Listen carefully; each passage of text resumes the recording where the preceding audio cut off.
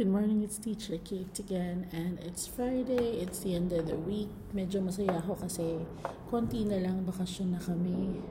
Pero syempre, bago magbakasyon, ano muna, bago magbakasyon, trabaho muna. So, nagche-check ako ngayon I am checking the midterms. Midterms kami ngayon. Tapos na yung mga bata sa social studies at saka sa grammar. Today they're having maths, and for maths they have a special teacher for that. A specialist teacher.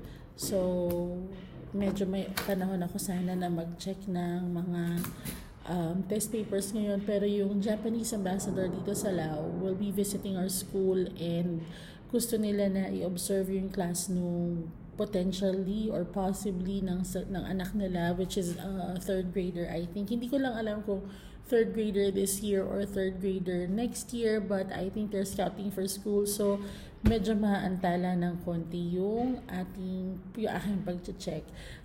Right now, I am at my lowest weight. I'm at 91 kilos at sobrang saya ko kasi bumaba na siya. At ngayon palang araw na to is my 80th day. 80 days ako. Sayang sana kahapon ako nag-vlog kasi meron plano. Kahapon, sobrang ganda ng buhok ko. Ngayon parang may may emote siya ngayon. So, ngayong araw na to naka-dress ako kasi nga darating yung ambassador. Yung siguro yung mag-asawa. Tapos, yun nga, 80 days. Ang scattered ng thoughts ko, no? Pero, parang gusto ko lang kasi mag-video. Gusto ko yung i-share yung nararamdaman ko na masaya ako pag tumitingin ako sa salamin. Although, I know na hindi ako pa talaga nandun sa goal weight ko. But, I look at myself now and I see the difference. And, yun, nakikita ko, malaki pa rin yung mukha ko, malaki pa rin yung katawan ko, but from where I came from, definitely, there's been a really good change, and 80 days, hindi siya joke, it's no joke. I am approaching my 90 days and I'm very excited. Sabi ni OMAD Revolution, pag nag 90 days ka na daw, yung pagbaba ng weight mo at magiging mas mabilis at magiging mas consistent. So I'm waiting for that to happen. I've been doing this for 80 days. Alam niyo yun, kahit na paulit-ulit ko siyang sabihin, hindi ako nagsasawa at hindi ako natitigil sa pagiging amazed na 80 days talaga, nagawa mo yun. And for the first time yesterday, I posted something on my Instagram account. Na first time ko talaga, like I know people who follow me and my friends, they have hints na I'm on a diet or I'm on a new way of eating lifestyle. Pero hindi pa talaga ako nagpo-post ng before and after. So when they see me, they kind of say, like even from my photos, from my posts, they kind of say, oy, pumayat ka na, lumiit ka. But I haven't really posted a before and after picture, and I did yesterday, and a lot of people were really surprised. And I also did a before and after photo. I posted the before and after photo on my Facebook story, and I realized one thing: the amount of support I get from people and the amount of love I get from people around me and the kind of cheering I get from people around me, nakaka-overwhelm siya talaga, as in na parang okay, I didn't expect that. I expected people to say, wow, okay, pumayat ka na. But yung makikita mo talaga nag-heart sila, nag-message sila na, oy, ang galing mo, laban ka lang, o anong ginagawa mo. Ako, I've never been madamot when it comes to sharing yung mga meal plans, because that's one of the things that I really had a hard time with nung nagsisimula pa lang ako. I just couldn't understand, and I didn't, like, of course I can search something off of the internet and I could just Google something, but a big part of it I couldn't understand, and I will always owe my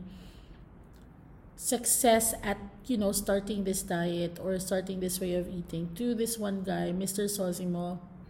Kasi siya lang yung talagang visually nakatulong sa akin, and I've been mentioning this in my past videos also, nakatulong talaga sa akin na ganun pala yung dapat nakainin, okay pala to, ganyan-ganyan. Because sometimes people are not able to process what they read. And sometimes information they get off of the internet or from other people, if they're just words, they can be really overwhelming and you get confused all the more. So ako naman, parang alright, nakita ko siya, pwede pala to, okay, gagawin ko to. And then, nung na-start ko na, I was like, it's not so bad pala kasi hindi ako nagugutom. And then I realized that I've always been a binge eater, and one of the reasons why the other diets didn't really stick was because I felt deprived. I felt gutom all the time.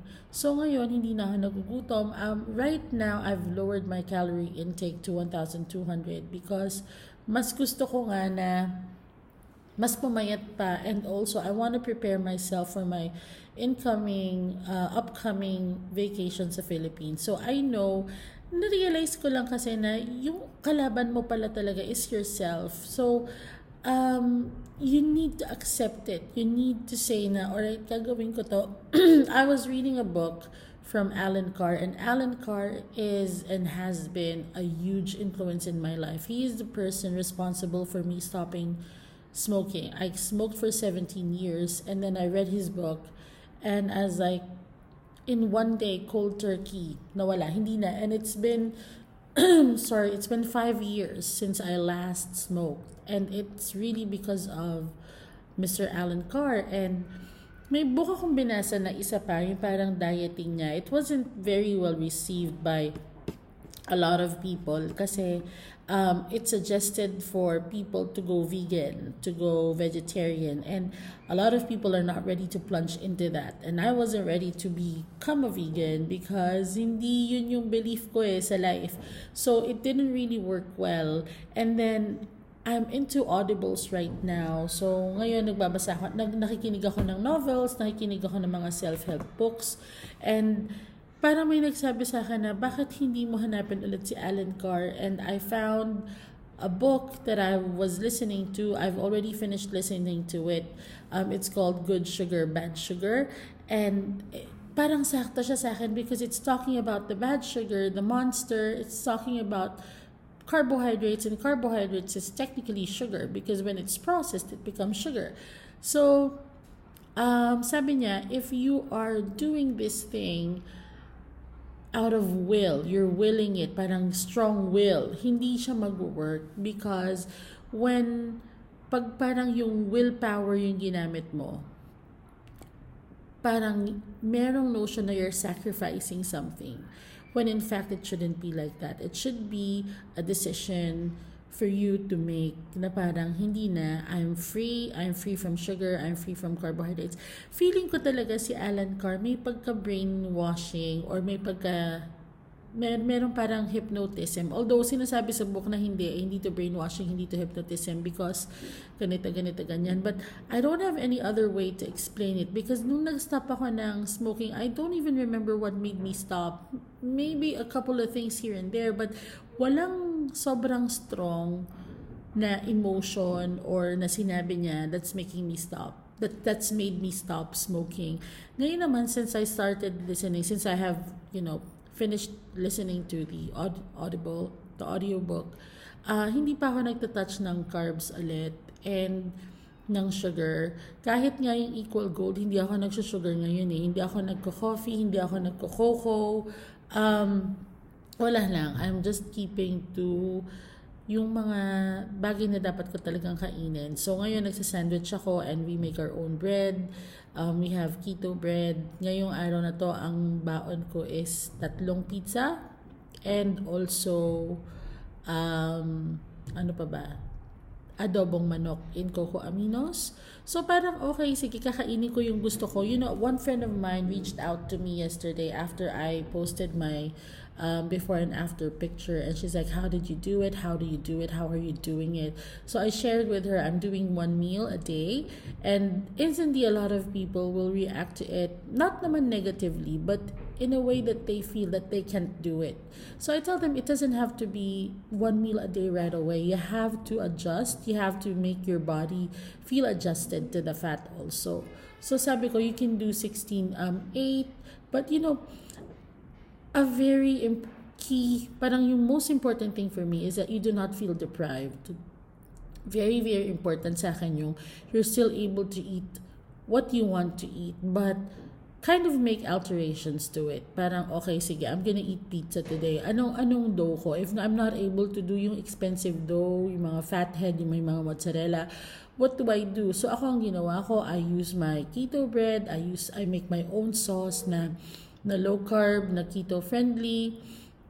Tapos, yun yung ginagawa ko. Ina-adjust ko siya para makain ko kung ano yung gusto ko. If I want rice, I'll probably go for cauliflower rice or I'll probably go for shiitake rice. But I haven't really been craving for rice. Para na lang talaga sa akin is yung bread, okay na ako doon. Kahapon hindi ako nag-bread. Parang okay, nakasurvive naman ako ng walang bread. Pero I'm trying to stay within the 1,200 calories para hindi ako masyadong lumaki at para mas lumiit pa ako. So if you have a chance to listen to Alan Carr, yung Good Sugar, Bad Sugar, I think it's something that's worth listening to. Kung hindi kayo mabasa na tao. Ako, I love reading, but sometimes nakakatamad, especially with the advent of technology. Hindi na siya ganun nakaka-enganyong magbasa. Although I love the smell of books.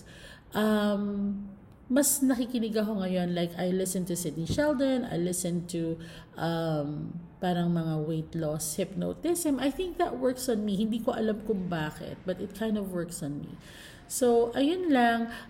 Sabi ko pala na magpapa-giveaway ako pag naka 100 subscribers ako. So, kung meron kayo mga friends dyan, pa-subscribe nyo na. Mas marami tayo. Mas masaya.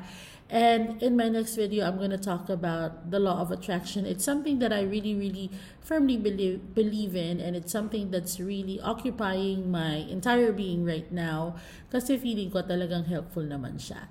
So anyways, I hope you guys have a great weekend. Malapit na ang Pasko. I hope you're having a really great time. I hope you're keeping positive and I hope you remain happy. I'll talk to you guys soon. Bye.